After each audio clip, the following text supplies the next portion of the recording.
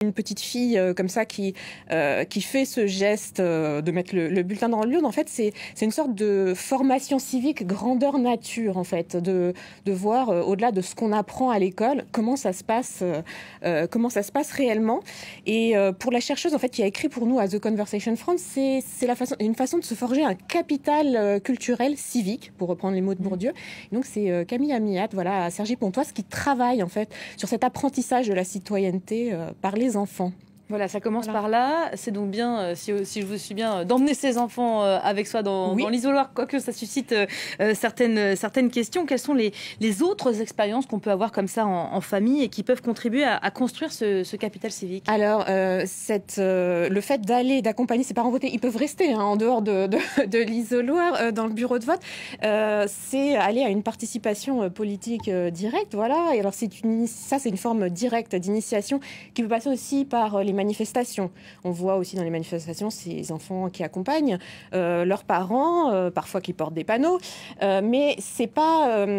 Il y a d'autres formes beaucoup plus anodines, beaucoup plus qui peuvent sembler invisibles, disséminées dans le quotidien. Alors les discussions politiques que les enfants peuvent avoir avec leurs parents, et ça peut être aussi les médias qui vont écouter, voilà, s'ils ont leurs parents qui regardent France 24, qui vous regardent pendant un repas, qui ont des journaux à la maison, etc. C'est tous ces signaux, cet environnement en fait dans lequel l'enfant va baigner, qui va modeler le regard qu'il va avoir en fait sur l'univers politique. Ça prépare un petit peu l'éducation civique qu'il va avoir en classe. Et qui va peut-être rendre aussi parfois un peu trop en avance son enfant partisan. Alors quand on interroge certains bambins, on voit tout de suite ceux qui parlent ou non politique à la maison. Je vous propose de regarder ce document qui date de 1977, qu'on a récupéré grâce aux archives de l'INA.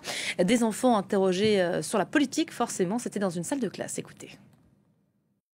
Comme l'air de Paris est très pollué, les arbres ont tendance à aspirer tout l'air carbonique et à rejeter de l'oxygène. Beaucoup plus de terrains de sport, car il faut sortir de Paris pour faire du sport. La Seine, il faudrait trouver des moyens pour dépolluer la Seine, car il n'y a presque plus de poissons. Alors la réponse qu'on vient d'entendre est très intéressante sur ce que tu penses, mais j'ai mis en titre les jeunes et la politique. Alors ce que tu as dit, est-ce que c'est de la politique? Est-ce qu'il y en a un parmi vous qui a une idée de ce que c'est que la politique? Ça veut dire que c'est des gens qui se présentent, et il y a plusieurs partis, la gauche et la droite. Alors il y a des gens qui se présentent dans les deux partis, et il y a des gens qui votent pour certains. Alors celui qui est élu, eh bien il doit commander un pays, le diriger. Alors ça date, 1977, il y a plusieurs partis, la gauche et la droite, ça a évidemment beaucoup bougé les lignes. On voit tout de suite, Aurélie, ceux qui sont imprégnés ou pas. Oui, alors tout dépend des familles. Il y a des familles où on va en parler beaucoup, d'autres où ça va être un sujet qu'on va mettre de côté en disant aux enfants c'est pas pour les petits, tu es trop petit pour en parler, ce qui les vexe souvent. Alors ça va avoir un impact en fait sur la manière dont ils vont se comporter. Les enfants qui en parlent à la maison vont oser donner leur avis, donc c'est ce qu'on voit, ils vont oser s'exprimer, pas seulement donner leur avis, aussi aborder une variété de sujets beaucoup plus larges. Si on consulte aussi des médias à la maison, si on écoute l'actualité, les enfants vont aussi avoir une autre manière de parler des sujets. Là, on voit le petit garçon qui parle du thème en général, qui se prononce sur l'environnement. Ceux qui n'en parlent jamais vont parler de la politique à travers des personnes, à travers des figures politiques, en faisant des jeux de mots, etc. Ça va être très personnalisé. Les autres vont aborder le sujet de manière plus globale, plus large. Globalement, ça contribue à cette formation de citoyens. Et puis, ça peut sembler évident, mais ça s'est vérifié quand les chercheurs interviewent les jeunes sur le terrain. Si on a été voté avec ses parents, qu'on a vu l'abstention, ça semble quand même moins envisageable. Voilà. Oui, c'est comme un rituel qu'on fait en famille dès le plus jeune âge et forcément auquel on repense quand on est plus grand. Il y a des enfants qui se plaignent qu'on ne leur parle pas de politique. Est-ce qu'on a trop souvent tendance à les écarter? Tout est évidemment question d'âge, j'imagine. Alors, question d'âge, les écarter... Alors, il faut voir aussi, là on est en train de penser parents-enfants. Ces discussions, les parents peuvent les écarter, mais les grands-parents sont aussi très présents. On le voit dans les textes qu'on a publiés sur The Conversation. En fait, il y a cette grand-mère qui a des discussions politiques, qui fait des paris sur les résultats des élections avec ses enfants. Donc c'est-à-dire que ça les intéresse très souvent, ces sujets-là. S'ils n'arrivent pas à en parler avec leurs parents, ils essaieront parfois aussi avec des aînés.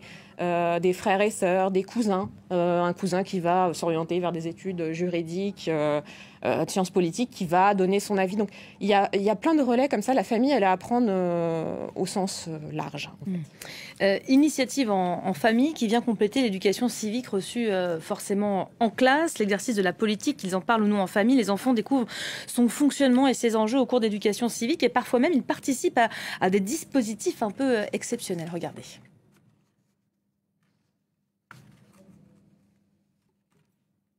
Nous allons examiner les 4 propositions de loi sélectionnées par le jury national. Je représente la classe de Chap dans l'Aube et nous sommes honorés de défendre notre proposition de loi. La proposition de loi de ma classe traite de la violence scolaire, un sujet universel. Nous voudrions que les adultes nous aident à ce que tous, dès le plus jeune âge, comprenions mieux les différences entre filles et garçons et que nous soyons ainsi réellement égaux en droit et que nous ayons accès aux mêmes chances. J'en appelle donc à vous, écoliers de France, si vous aimez la démocratie, il est de votre devoir de soutenir ce projet de loi. Votez pour la proposition de loi numéro 2. Je vous en remercie. Et vous me disiez à l'instant, ça date de 2020. On a l'impression que ça remonte bien plus loin. Alors, ça date de 2020, mais le dispositif a commencé beaucoup plus longtemps auparavant. En fait, ce Parlement des enfants est à sa 27e édition cette année. L'édition a bien eu lieu puisque c'est tout au long de l'année scolaire. Ils n'ont pas pu rencontrer forcément la présidente de l'Assemblée nationale, vu les événements. Mais donc, ils ont continué à faire... Alors, ce dispositif ne concerne pas toutes les classes. Il concerne un certain nombre de classes inscrites dans les académies. Ils vont travailler sur l'écriture d'une proposition de loi ensemble. Ça les met en position d'être de mini-hommes et femmes politiques. Ils voient concrètement de l'intérieur comment ça se passe, comment on présente un amendement. Il y a des votes au niveau des académies, ensuite un vote national qui va sélectionner 4 propositions, etc. Donc ça, c'est un dispositif un peu exceptionnel qui peut s'accompagner de visites de l'Assemblée nationale, de rencontres avec leurs députés. Mais alors, ça nous dit quelque chose de général sur l'éducation civique, c'est que la mise en situation, le fait d'incarner tout ce qui constitue ces institutions est très important pour la formation des enfants. L'éducation civique, ce ne sont pas seulement ces schémas dans des manuels qui expliquent qui est élu par qui, quels sont les pouvoirs. Voilà, là, ils voient concrètement comment ça fonctionne. Et globalement, ce que les chercheurs constatent, c'est quand il y a des visites de classe, des visites de mairie, des rencontres avec des personnages politiques, des représentants, ça va changer la compréhension, ça ne va pas créer seulement un souvenir, un beau souvenir, le fait d'être allé à l'Assemblée nationale. C'est aussi qu'ils vont savoir expliquer comment ça se passe et quels sont les enjeux. Ça devient forcément beaucoup plus concret pour eux, ces enfants qui jouent le rôle de députés. On les voit dans ces extraits très curieux sur des sujets d'intérêt public. On dit souvent que les jeunes, pourtant, délaissent les médias. Alors, comment s'informent-ils sur toutes ces questions aujourd'hui ? Alors, on dit souvent, les chercheurs nous invitent à être assez prudents parce que on regrette en fait souvent le temps d'avant, on dit ils ne s'informent plus. Ils ne s'informent plus, on dit ça veut dire ils ne consulteraient plus les médias que nous consultons en tant qu'adultes, la presse écrite, les journaux télévisés, etc.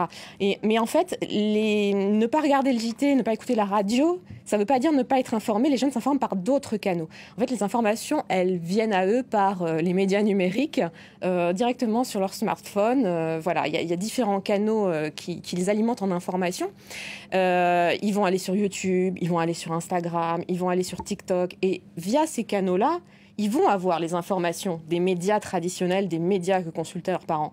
Des médias comme Le Monde, comme Le Figaro, etc. vont s'efforcer d'être sur ces canaux-là. Donc, la différence, c'est qu'ils ne vont pas avoir un titre de prédilection à aller forcément se diriger sur tel ou tel site de médias. c'est que ils vont grappiller à droite à gauche les informations qui leur viennent. Alors, et sur le numérique, il y a des figures, d'autres figures aussi. Il y a ces médias classiques qui y sont, et puis il y a aussi des créateurs de contenu.